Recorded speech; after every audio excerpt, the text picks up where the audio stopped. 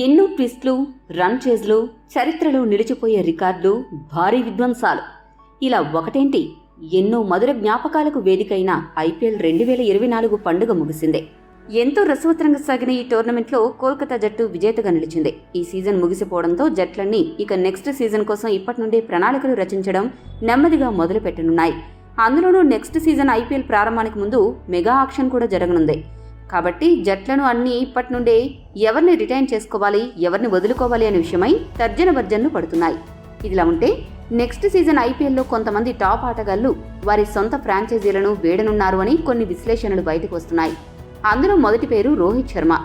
ముంబై జట్టు ఏకంగా 5 IPL titles సాధించడంలో కీలక పాత్ర పోషించిన కెప్టెన్ రోహిత్ శర్మని ఎంఐ జట్టు దారుణంగా అవమానించింది. అనూహ్యంగా అతన్ని కెప్టెన్సీ నుంచి తప్పించి హార్దిక్ పాండ్యాకు పగ్గాలు అప్పజెప్పింది. అది కాస్త ముంబై అభిమానుల ఆగ్రహానికి కారణమైంది. హార్దిక్ ని ఈ ఐపీఎల్లో చాలాసార్లు అభిమానులు హేళన చేశారు. ఇక రోహిత్, హార్దిక్ మధ్య కూడా కొన్ని డ్రెస్సింగ్ రూమ్ విభేదాలు ఉన్నట్లు కూడా వార్తలు వచ్చాయి. ఆటగాడిగా రోహిత్ ముంబై జట్టులో కొనసాగడం కంటే వేరే జట్టుకు వెళ్లిపోవడం బెటర్ అనే కథనాలు వెలువడ్డాయి. ఇటువంటి నేపథ్యంలో రోహిత్ శర్మ ముంబైని వీడి మెగా ఆక్షన్లో పాల్గొనబోతున్నట్లు సమాచారం. రెండో పేరు ఎంఎస్ ధోని. చెన్నై జట్టుకి 5 సార్లు కప్ అందించిన మోస్ట్ సక్సెస్ఫుల్ కెప్టెన్ ధోని గత ఐపీఎల్లో టైటిల్ గెలిచాక అందరూ ధోని రిటైర్ అవుతాడు అనుకున్నారు. అయితే చెన్నైకి ఒక మంచి నాయకుడిని తయారు చేసి రిటైర్ అవ్వాలనేదే ధోని ఆలోచన. ఈ నేపథ్యంలోనే అతడు ఈ సీజన్ ఐపీఎల్లో కెప్టెన్సీ నుండి తప్పుకుని రుతురాజ్కి ఆ బాధ్యతలు అప్పజెప్పాడు. ఇక నెక్స్ట్ సీజన్ ఐపీఎల్కి ధోని ఆడకపోవచ్చు. అతడు సిఎస్కేకి మెంటర్గా బాధ్యతలు స్వీకరించబోతున్నాడు. మూడో పేరు కేఎల్ రాహుల్. పంజాబ్ కెప్టెన్ గా ఉన్న రాహుల్ ని లక్నో జట్టు 17 కోట్లకు కొనుగోలు చేసి వారి జట్టుకి కెప్టెన్ గా చేసింది. అయితే మొదటి 2 సీజన్లలో గంభీర్ మెంటర్ గా ఉన్నప్పుడు రాహుల్ సారథ్యంలోని లక్నో జట్టు ప్లే ఆఫ్స్ కి వెళ్లింది, కానీ కప్ ని గెలవలేకపోయింది. ఈ సీజన్లో అయితే ఘోరంగా ఆడి 7వ స్థానంతో సరిపెట్టుకుంది. మరోవైపు హైదరాబాద్ చేతిలో లక్నో జట్టు చిత్తుగా ఓడిపోవడంతో ఆ జట్టు ఓనర్ సంజీవ్ గోయంకా రాహుల్ పై బహిరంగంగానే తన అసహనాన్ని వ్యక్తం చేశాడు. ఇంతటి అవమానం భరించి అక్కడే ఉండడం కంటే వేరే ఫ్రాంచైజీకి మారడం బెటర్ అని రాహుల్ ఆలోచిస్తున్నట్లు అతడి సన్నిహిత వర్గాలు పేర్కొన్నాయి. 4వ వ్యక్తి బెంగళూరు కెప్టెన్ డూప్లెసిస్. ఎవరు వచ్చినా ఎందరు మారినా బెంగళూరు జట్టు తలరాత మాత్రం మారడం లేదు. ఈసారి బెంగళూరు జట్టులో భారీ ప్రక్షాళన జరిగేలా కనపడుతోంది. దీంతో డూప్లెసిస్ ని తప్పించి కొత్త వ్యక్తిని కెప్టెన్ గా నియమించే ఆలోచనలో ఉంది బెంగళూరు యాజమాన్యం. 5వ వ్యక్తి బెంగళూరు జట్టుకు చెందిన మాక్స్వెల్ వాళ్ల దేశం తరపున తప్ప ఐపీఎల్లో ఆడిన సందర్భాలే లేవు. పంజాబ్ జట్టు వదిలించుకున్న దరిద్రాన్ని 14.25 కోట్లకు ఆర్సీబీ జట్టు దక్కించుకుంది. అతడు అటు పంజాబ్ జట్టుకి న్యాయం చేయలేదు, ఇటు బెంగళూరుని ముంచేశాడు.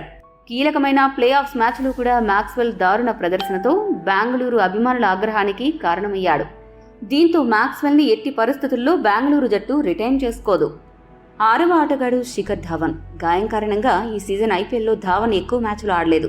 చాలా వరకు సామ్ కరణ్నే కెప్టెన్ గా కొనసాగించారు. అతడు జట్టుని ప్లే ఆఫ్స్ కి తీసుకెళ్లలేకపోయినా కెప్టెన్ గా బాగానే వ్యవహరించాడు. దీంతో ఇప్పుడు పంజాబ్ జట్టు అతడిని వారి శాశ్వత కెప్టెన్ గా కొనసాగించి శిఖర్ ధావన్ ని వదులుకోవాలని చూస్తోంది. అతడి బదులు యువ ఆటగాళ్లను కొనుగోలు చేసే యోచనలో ఉంది.